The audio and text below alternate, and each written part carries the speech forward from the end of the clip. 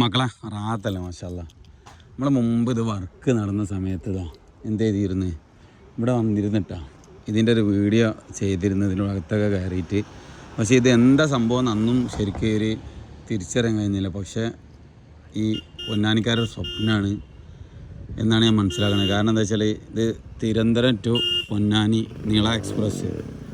അപ്പോൾ ഈ പൊന്നാനി ഭാഗത്തേക്ക് ഒരു ട്രെയിൻ മാർഗം അവർ കൊതിച്ചിരുന്നോ എന്ന് സത്യത്തിൽ ആലോചിച്ച് പോകട്ടാ ഇത് കാണുമ്പോൾ, അല്ലെങ്കിൽ കൊതിക്കുന്നുണ്ടോ എന്ന് ആലോചിച്ച് പോകും. അപ്പോൾ ഇൻഷാ അല്ലാ ഇതുണ്ട്, ഞങ്ങൾ അത്യാവശ്യം നല്ല സെറ്റപ്പിൽ തന്നെ എന്ത് ചെയ്തിട്ടുണ്ട് പൊന്നാനി നഗരസഭ. പിന്നെ അതിൻ്റെ ട്രെയിൻ നമ്പർ ആയിരിക്കും ഇത്.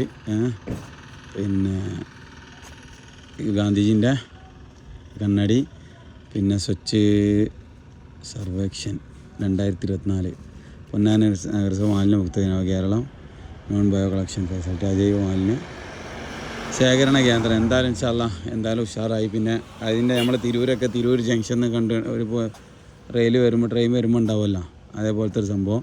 പക്ഷെ അതിന് എന്ത് ചില്ല വീണിട്ടുണ്ട്. എന്തായാലും പൊന്നാനി നഗരസഭ അതൊന്ന് വൃത്തിയാക്കണം എന്ന് അറിയിക്കേണ്ട അതോട് കൂടെ തന്നെ. കാരണം എന്താ വെച്ചാൽ അതൊരു അഭംഗിയാണ് ഇതിന്. കാരണം അത്രയും ഭീമമായ സംഖ്യ ചിലവാക്കിയിട്ടേ.